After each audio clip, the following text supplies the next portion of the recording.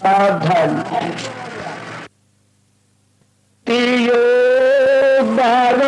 जाए पावन पावनभूतियां स्वीकार कीजिए। अर्जुन उवाच एवं तद्युक्ता ये भक्ता पर्युपास्ते ये चपि अक्षमा व्यक्तम तेषां के योग वित्तमा जो स्तर भक्ति में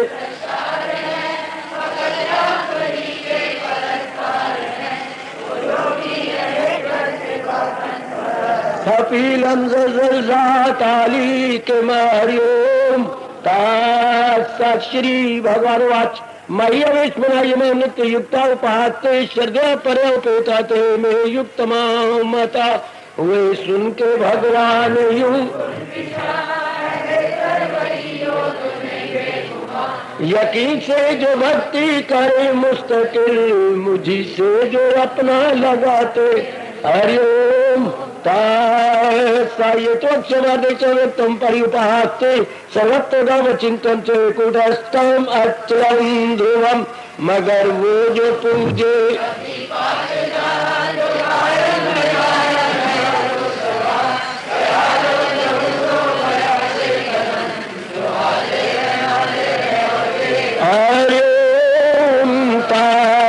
संयमिंद्रग्रामं सर्वत्र संबुद्ध्या ते प्राप्नुवन्ति मामे चलभूति ते रहता हवा सपने काबू में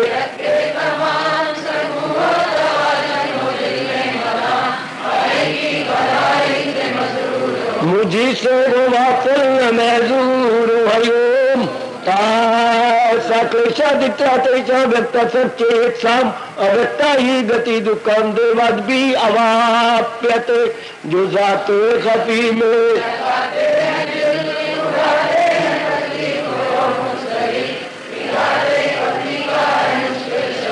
खपी को न समझेंगे वजूद हरिओम ये तो सर्वाणी कर्माणी मई सगत से मत परा अनन्य ने योगेनो माम ध्यायन्ता उपास्ते जो अमाल सा मुझ पे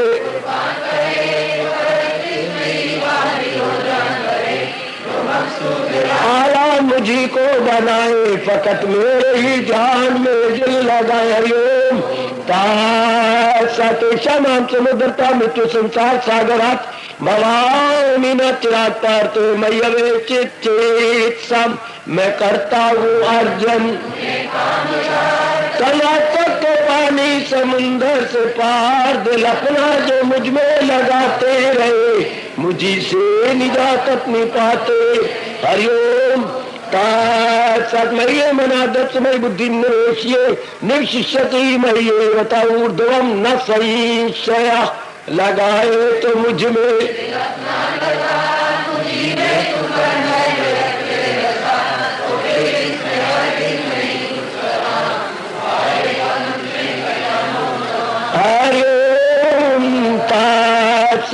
अच्युतम समाधातुम न शक्नोषि मयि स्थिरम अभ्यास योगेन तथा माम इच्छातुम धनंजय जो कायम न तुम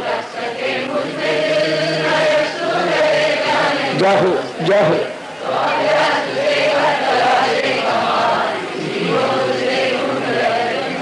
अरे मत कर्म परमा भाव मदर्थम की कर्माणि कुर्वन् सिद्धिम अवाप्स्यसि जो अभ्यास के होना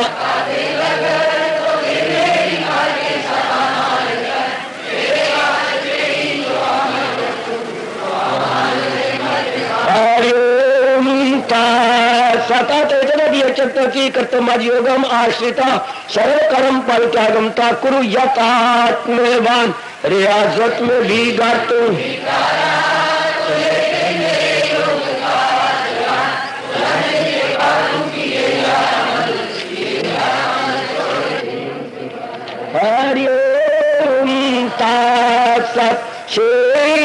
ज्ञान में ज्ञान ध्यान शिष्यते ज्ञानात् कर्म परित्यागा त्याग शांति अनंतरम के अफजल अभ्यास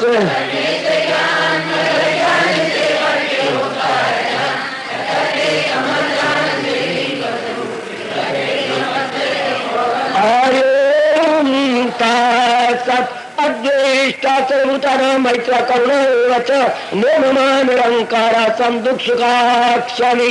वो इंसान जो सुख दुख में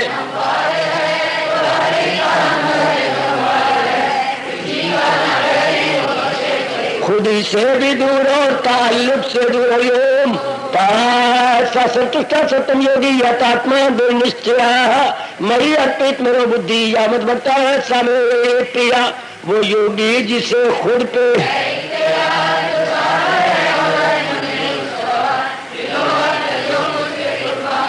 वही गए मेरा भक्त प्यारा मुझे हरिओम। यस्मान हिते लोका लोकात्मा उद्विते चाहिए हर समर्थ भय उद्वेगई मुक्ता यश मेरे प्रिया। जो दुनिया को आजार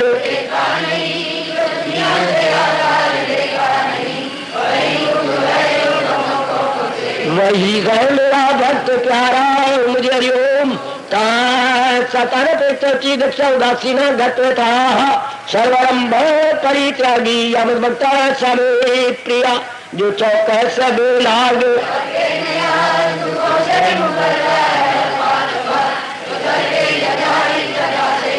वही गौ मेरा भक्त प्यारा मुझे हरिओम। न दृष्टि न श्रुति न कांक्षति शुभ परित्यागी भक्तिमान या समय प्रिया। मुसर्रत से भी दूर हमेशा जो भक्ति में साधा रहे वही है मेरा भक्त प्यारा मुझे हरिओम। शत्रु मित्र चेतमान अपमान्यो शीत उष्ण सुदुख चूष्मा संग विवर्जिता बराबर जिसे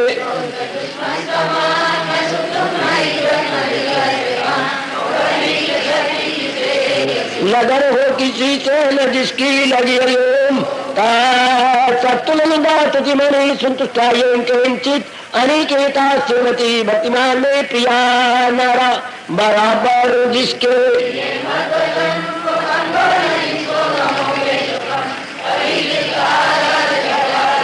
वही है मेरा भक्त प्यारा मुझे हरिओम। धर्म अमृतम इदम यथार्थम परिपास्ते श्रद्धानाम कर्म भक्ता ते अतीव वे प्रिया। जो करते गए कायम ये जो मकसूद आया समझ ले मुझे वही भक्ति गए सबसे प्यारे। हरिओम तत्सत हरिओम तत्सत हरिओम तत्सत। प्रभु कृष्ण परमस्तु ईष्टदेव कृष्ण परमस्तु जगत गुरु कृष्ण अर्पणो। लीजिए अपनी पावनोतियां बड़े आदरमान सत्कार पूर्वक ईष्टदेव महाराज जी को समर्पित कीजिए। पावन अपने हाथों से कृष्णाय वासुदेवाय हरिये परमात्मने नाथ क्लेश नाशाय गोविंदाय नमो नमः गोविंदाय नमो। वसुदेव सुतम देवम कंसानूर्मर्दनम देवकी परमानंदम कृष्ण जगत गुरु कृष्ण वंदे श्री कृष्णा शरणं मम श्री कृष्णा शरणं मम श्री कृष्णा शरणं।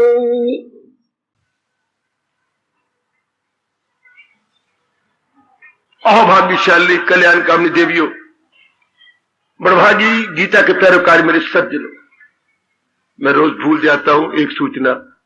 गीता प्रेस की जो छोटी छोटी डायरियां आप लिया करते हैं दुकान पे आ चुकी हैं।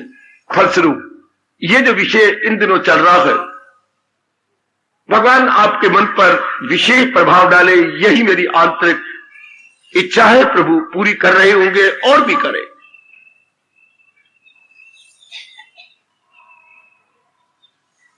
वो मन की कौन सी अवस्था है? शांत हो जाओ मेरी देवियों, जिसके एड़ी चोटी का जोर मारकर बना लेने के पश्चात हम कल्याण के अधिकारी बन जाते हैं। हमारी ये पवित्र एवं दैवी कामना पूरी हो जाती है। कामना तो हमने की, पर वो लौकिक कामना थी, अलौकिक नहीं थी। संसारिक कामना थी, पारमार्थिक नहीं थी। अब इस एक परमार्थिक कामना ने सारी लौकिक कामना को खा लिया। लौकिक कामनाएं परमार्थिक कामना कैसे खा लेती है? जैसे किसी कुएं में, कितना अच्छा महापुरुष किया गया, कीड़े पड़ जाते हैं तो बार बार दवाइयां डालते रहेंगे क्या? तो फिर उसमें एक कछुआ डाल दो, बस वो कुएं में भी रहेगा और सारे कीड़ों को खाता रहेगा, पानी साफ रहेगा। गुड। इस तरह जब एक पारमार्थिक कामना हो जाती, मैंने अपना कल्याण करके छोड़ना है, सब संसारिक कामनाएं खाई जाएंगी। कोई कोई कोई कोई कोई दृष्टांत बहुत कमाल का दे, बहुत गजब का दृष्टांत मेरी देवी हो। ये दिन ब दिन बढ़ती जाएगी और भी तीव्र होती जाएगी। उस दिन हमने सोचा था कि भक्ति की जो फाउंडेशन है वो श्रद्धा है, विश्वास है। ज्ञान की जो फाउंडेशन या आधारशिला है वो विवेक है, अक्ल सलीम है। जरा मुझे बताइए, परमार्थ की आधारशिला क्या है? भक्ति की आधारशिला या बुनियाद है श्रद्धा। श्रद्धा के आधार पर भक्ति खड़ी होती है या भक्ति पैदा होती है। और ज्ञान, जिसने ज्ञानी बनना है उसकी बुद्धि में विवेक होना चाहिए।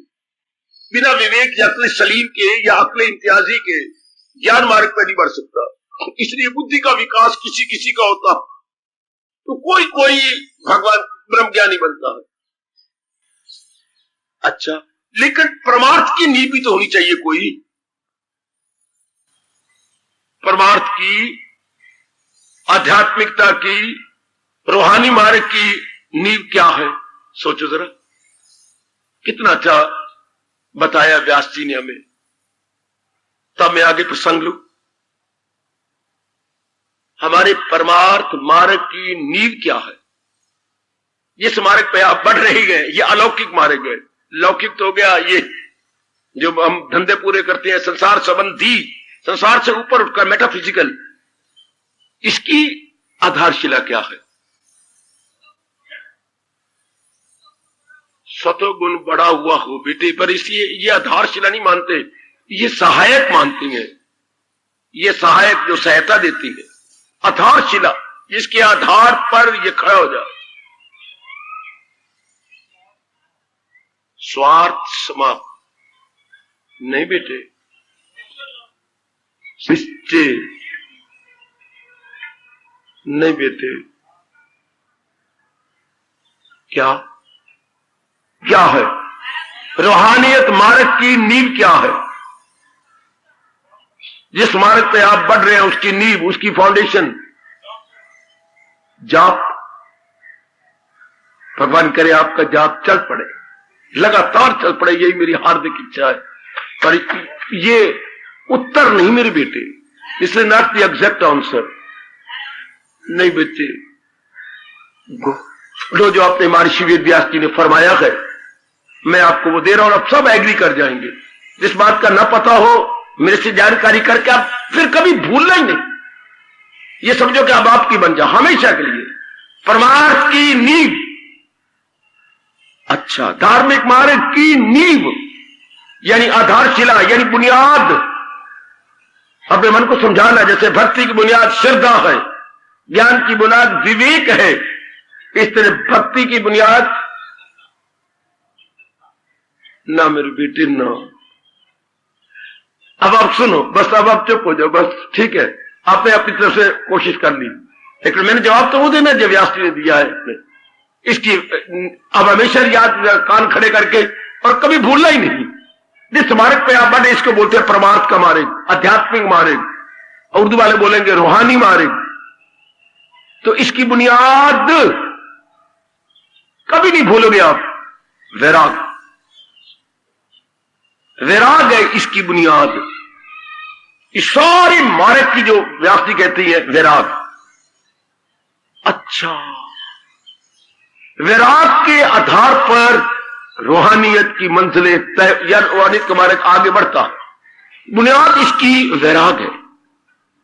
इसलिए जिनका वैराग कम हो जाता है उसका हर गुण कम हो जाता है। इधर रुचि भी कम हो जाएगी, आना भी कम हो जाएगा, रात का उठना भी कम हो जाएगा। सोचो जो व्यास जी ने जवाब दिया, अब सब एग्री किए बिना रह नहीं सकते। वैराग, संसार से मन हटेगा तुम लो तभी तो बढ़ेंगे ना। इधर ये मार्ग है क्या? हटो लगो, डिटैच अटैच। कहां से डिटैच? वर्डीनेस से।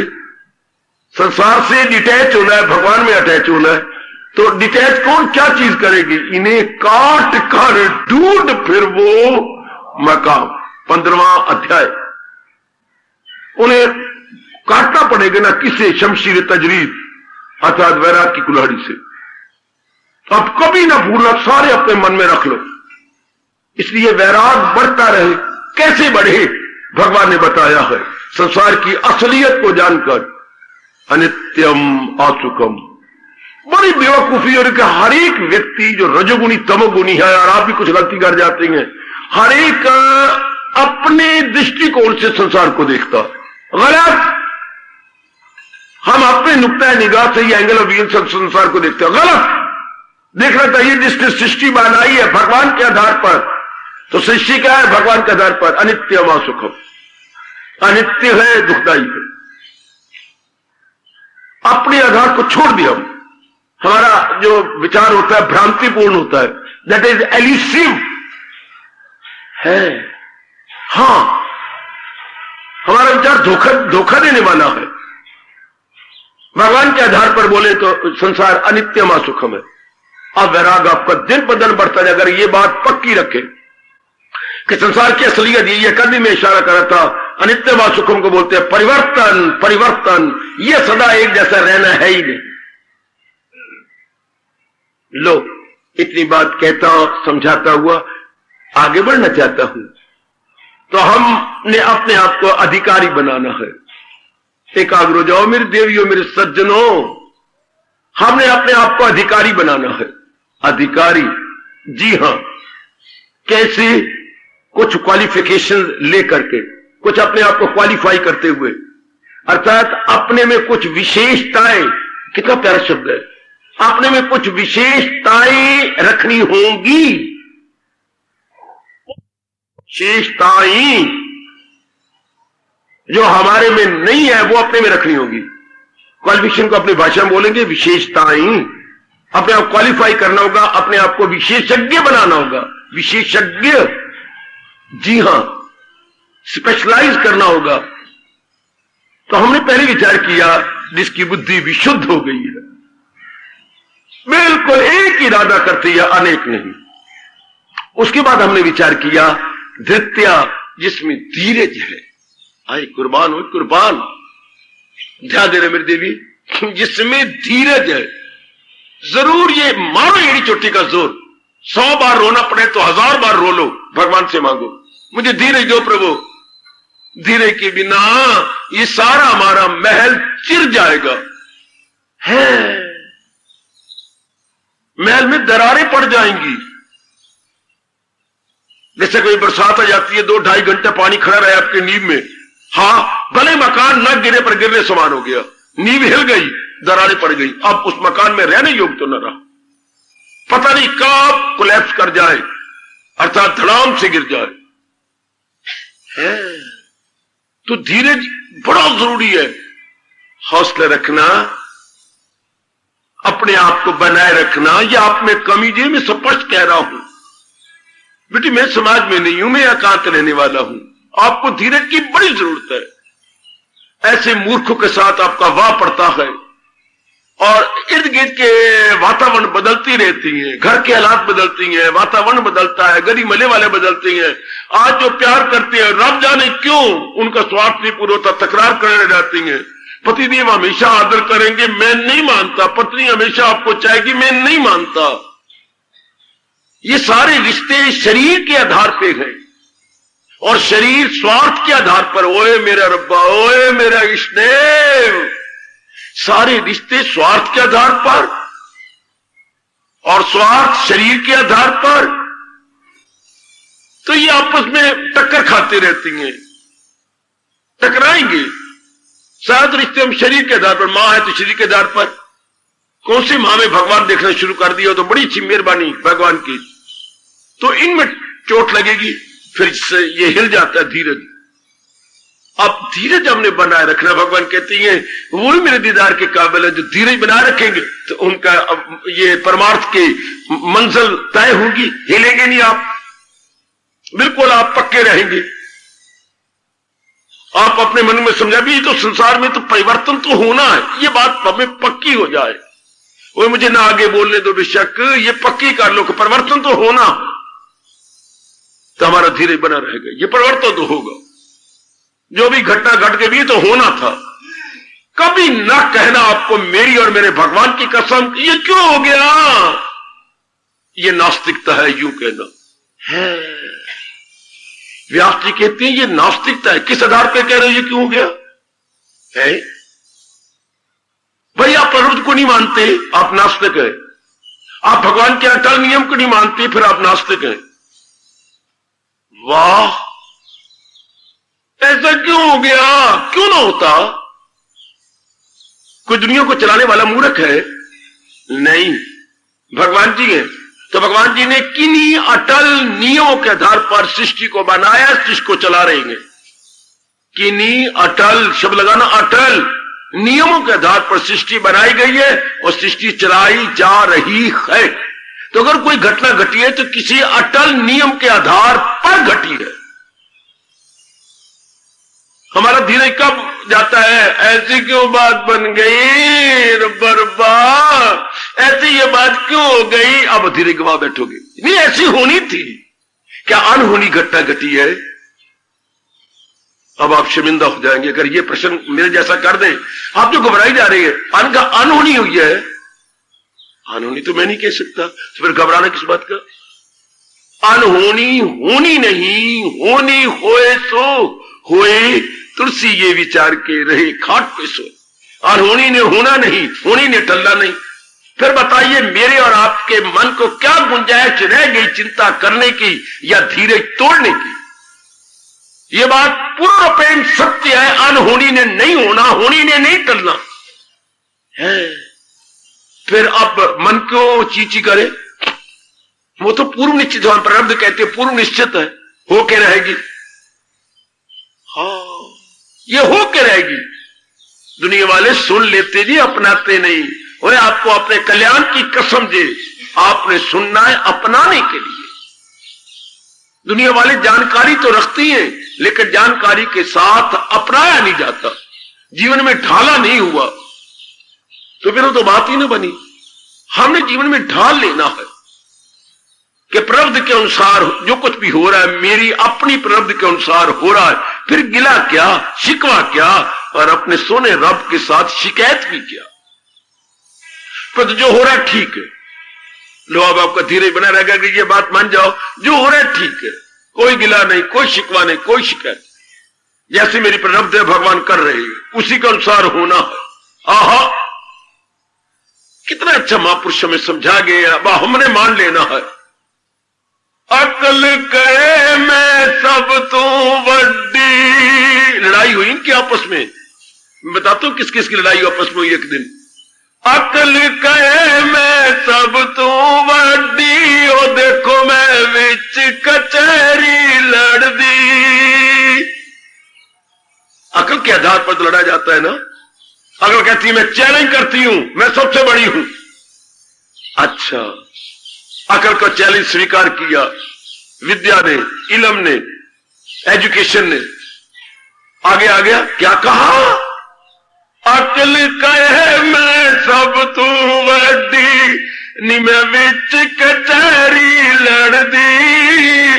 पर इल्म कहे मैं सब तू वड्डा, और मैं खबर देवा पल पल दी।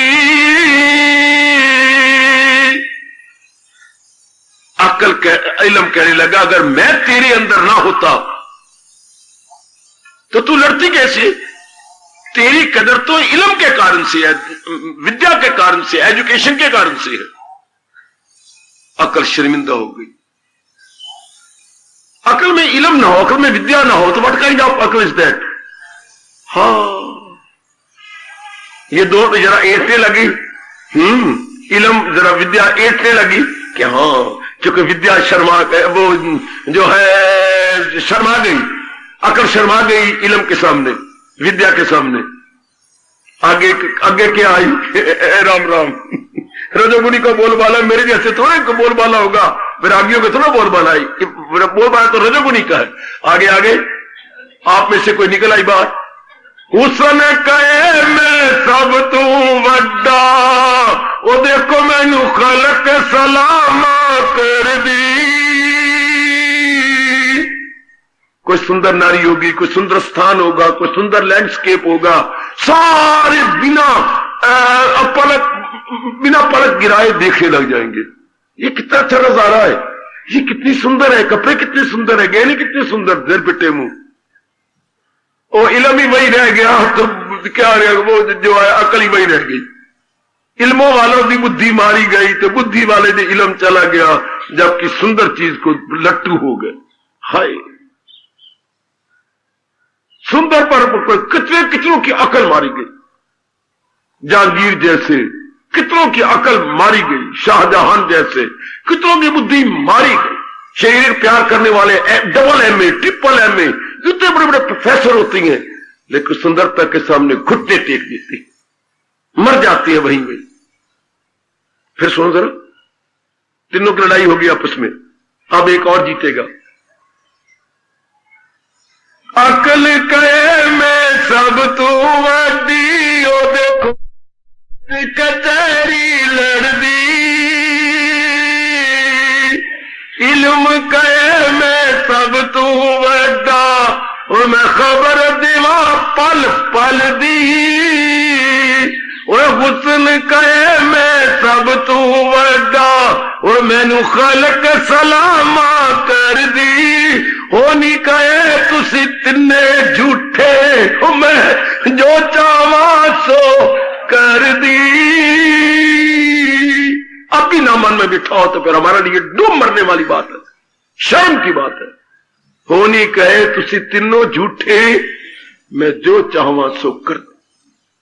होनी तीनों को लांट मरवा के अगर होनी होनी हो, अकल भी हैरान थे, इल्म भी हैरान थे, शरीर की सुंदरता भी हैरान परेशान। होनी कहे तुसी तीनों झूठे, मैं जो चाहवा सो कर। बिठा लो अपने मन में, आप तो कुर्बानी के पुतले हैं ना, आप तो कल्याण चाहती है ना, तो जो महापुरुषों ने अनुभव किया वो हमें बताया गया, अब हमारा धर्म है उसे अपना लेना, फौरन पिकअप कर लेना। अब आपका धीरे बना रहेगा।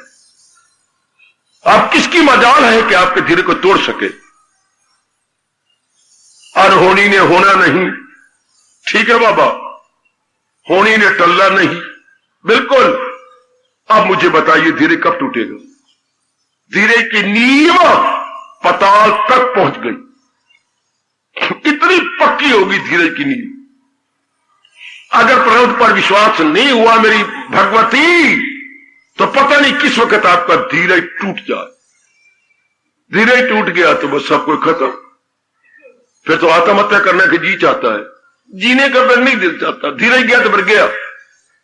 बड़ी जरूरत है, इसलिए भगवान कहते हैं जो अधिकारी बनना चाहते हैं, जो कल्याण करना चाहते हैं, उन्हें इस विचित्र एवं विलक्षण संसार में धीरे बहुत चोटी का धीरे रखना पड़ेगा। बड़ा विचित्र संसार है।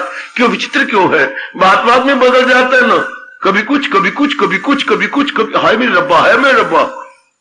बात ही बात में संसार बदलता है। रब को क्या सूझी? कर्तव्य में बकवास को माफ करो, रब को सूझी क्या? एक जैसा रहता ही नहीं संसार।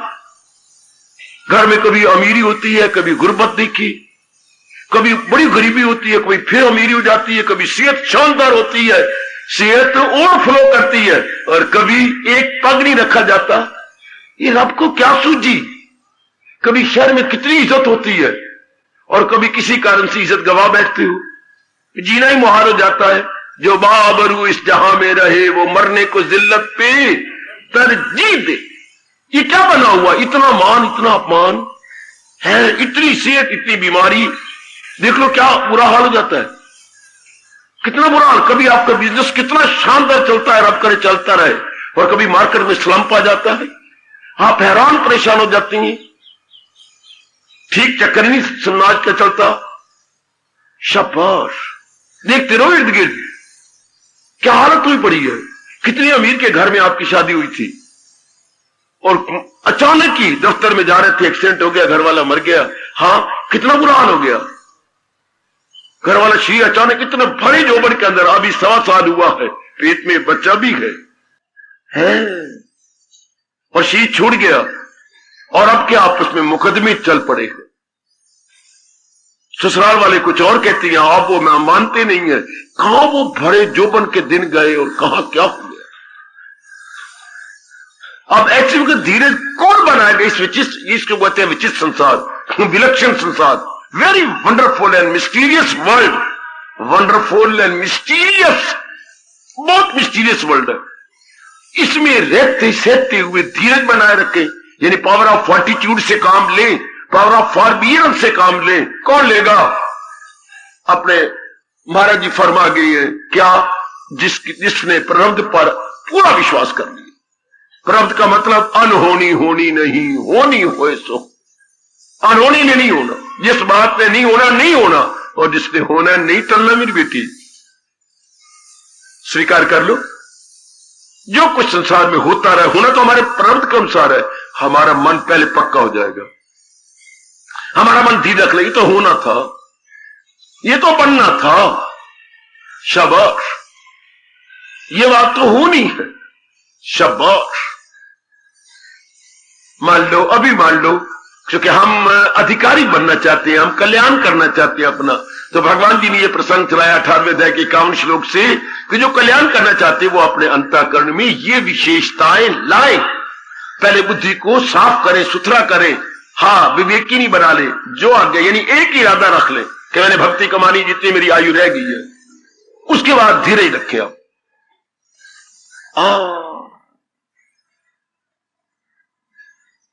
धीरे रखने का यही एक तरीका है। या फिर योग कमाई की जाए, योग की कमाई करने में देर लगेगी। या तो आप बचपन से योग कमाते, बालकपन से योग कमाते, युवा अवस्था से योग कमाना शुरू करते, अब वो अवस्था तो चली गई है।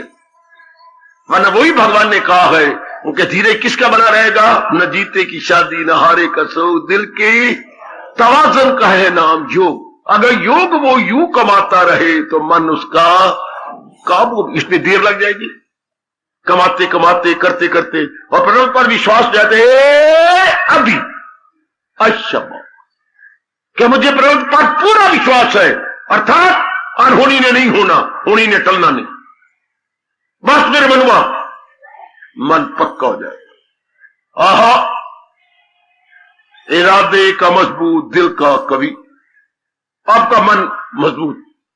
वरना ग्रस्त आश्रम में रह के बात बात में, पर ग्रस्ती भले ही रहो, पर आप में ये शुभ और दैवी इच्छा खड़ी होगी, मेरे कल्याण करना है अपना। ऐसे नहीं मेरे खाने पीने में वक्त नहीं गुजार देना, मैं कुछ करना है, तो फिर भगवान कहते धृत्या धीरज से काम लो। संसार में कभी कोई जन्म लेगा, कभी कोई मरेगा, आप ग्रस्ती हैं, इतने आपने पैदा कर लिए हैं, सिर्फ पैदा पैदा पैदा पैदा पैदा पैदा पैदा पैदा पैदा पैदा पैदा पैदा पैदा, तो कोई मरेगा तो सही ना। इनमें से कोई भी किसने जाना तो है अपने पढ़ लिया, कम केम कम कम केम कम, तो गोविंद गान मैं पढ़ूंगा, गोविंद गान भी तो आप ही कहोगे ना। हाँ, अगर कम केम कम कह रहे हो तो कभी कभी ये भी क्या करो, इतने आ गए हो गोविंद गान, और वह नहीं किया जाता, पर कहना पहले प्रकृति ने कला लेना। अगर प्रकृति ने कहलाना तो हम पहले क्यों ना पक्का करें। हाय, मेरे स्वामी जी ने कहा था, जिस प्रकृति में कम केम कम होता है, उस प्रकृति में गोविंद गान भी आपको कहना पड़ेगा, क्योंकि जो आता है वो जाने के लिए, और दुनिया बनाने वाला हाय इतना कठोर होके कह रहा है। अगर रब्बा यही कहना था तो फिर सृष्टि को बनाई। आप कह सकते हैं, हे मेरे परम पिता, मेरे कहने को बुरा ना मनाना, अगर आपने ये कहना था तो इसकी सृष्टि को बनाई, इतनी सुंदरता क्यों बनाई, इतनी हलचल क्यों चलाई, इतनी चहल पहल क्यों की। अगर आखिर में ये कहना था किसी की न कुछ बात बाकी रहे, फकत एक वही साफ बाकी रहे, तो फिर ये इतनी सृष्टि का बनना, कोई जवाब नहीं मेरी देवियों। फिर इतनी सुंदरता का बनना, माँ बाप जलील हो जाते हैं बच्चों को बना बना के, मां भी चाहे तो तबाह हो जाती है, 9 महीने पेट में रख के, उत्पन्न करके, पाल के, और इतना बड़ा करके लो बच्चे को बुखार हुआ, सरसाम हो गया, मर गया। मरने में लगे 3.5 दिन और पालने में लगे 18 साल।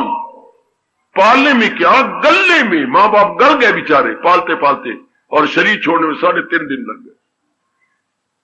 अब ये भी तो सृष्टि में साथ बनाया रब ने। और दूसरे अध्याय में देखो ना, सृष्टि वाले के बाद नियम क्या बना, जो पैदा हो मौत उसको आए। इसी फरमान ने पता नहीं कितनों को वैरागी बना दिया है। मैं तो जानबूझ की बड़ी बड़ी हिस्ट्री नहीं बताता श्लोकों की, कि क्या इन किस्से को बताना। सिर्फ इतने फरमान में, जातस्य ध्रुव मृत्यु, जो पैदा हुआ है वो अवश्य एक शरीर छोड़ देगा। तो कईयों ने सोचा कि अगर पैदा होने के बाद शरीर छोड़ देना, फिर लाना था इतना पसारा पसारना, इतनी वासनाएं, कामनाएं, और कामी लोभी लालची बन के इतना दिन रात एक करके आखिर में जो है छोड़ छोड़ा जाता, पहले लाना था। अगर सब कुछ करा करके पीछे पश्चाताप करके भजन करना है तो लोग अब भी भजन शुरू कर देते।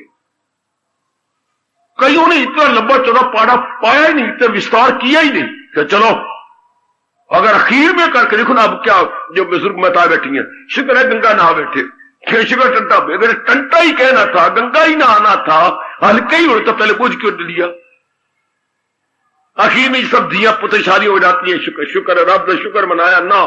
अभी मेरे सैनी जी कह रहे हैं मैं केयर फ्री हो गया और निश्चिंत, मैं अपना फर्ज पूरा कर बैठा, अब करेंगे।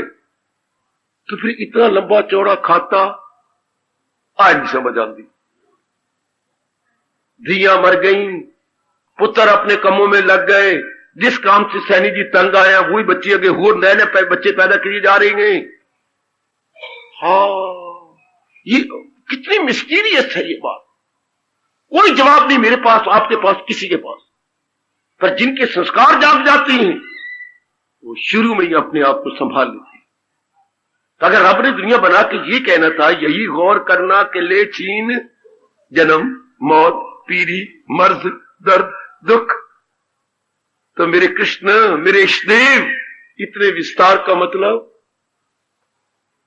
इसी प्रश्न को लेकर हमारे महर्षियों ने घोर समाधि में अपने आप को बैठ गए, या निर्विकल्प समाधि में चले गए। पर इतने राब पक्के हैं, जवाब नहीं दिया। वरना हर प्रश्न का उत्तर महाराज जी ने दिया इन ऋषियों को, इसका नहीं दिया कि ये फिर बखेड़ा क्या हुआ। इसलिए मन में रख लो कि ये तो होना है, ये तो रब ने नियम बना रखा है। बना रखा है तो हम अपनी छाती पे रख लें, अपने अंतःकरण के अंदर ले जाएं कि भाई ये तो बनना है। कोई लाख पिटे, कोई लाख रोए चिल्लाए, पर यह तो होगा ही, ये होगा। अच्छा मेरे प्रभु, स्वीकार है मेरे प्रभु, जो आप कर रहे हैं स्वीकार है। आखिर में महापुरुषों ने यह निचोड़ निकाला जी धीरे रखने के लिए, तो क्या राजी है हम उसी में जिसमें तेरी, ये निचोड़ निकला जी हजारों महापुरुषों का, ऋषियों का। राजी है फिर तेरी मर्जी जाता, होनी तो तेरी मर्जी है, फिर मुझे लालच है कि मैं अपनी मर्जी बना के, ऐसा क्यों हो गया। रब दी मर्जी, पर रब दी ऐसी मेरी है, ऐसा होना था, तब तो धीरज बना रहेगा। जिसने ये पाठ पक्का कर लिया, मन को समझा लिया, राजी या गम उसी में जिसमें तेरी रजा है, या यो भी वाह वाह है और वो भी वाह वाह वाह। ऐसी मन को, चाहे नारी का चोला है, अपने मन को पत्थर बना लेना होगा, फूल नहीं। रजोगुणी अपने मन को फूल बनाए तो उनकी कट जाएगी, पर अगर आपने अपने मन को पाषाण की तरह न सख्त बनाया, नहीं आपकी साधना हो सकती। आपको मीरा की तरह मन सख्त बनाना पड़ेगा, कैमैती बाई की तरह, सुखो बाई की तरह। अब पढ़ो उनकी जीवनियां हैं, मन को बहुत मजबूत बना लेना होगा। हार्दिक धन्यवाद, हार्दिक आशीर्वाद। अब अपनी शहंशाह की आज आरती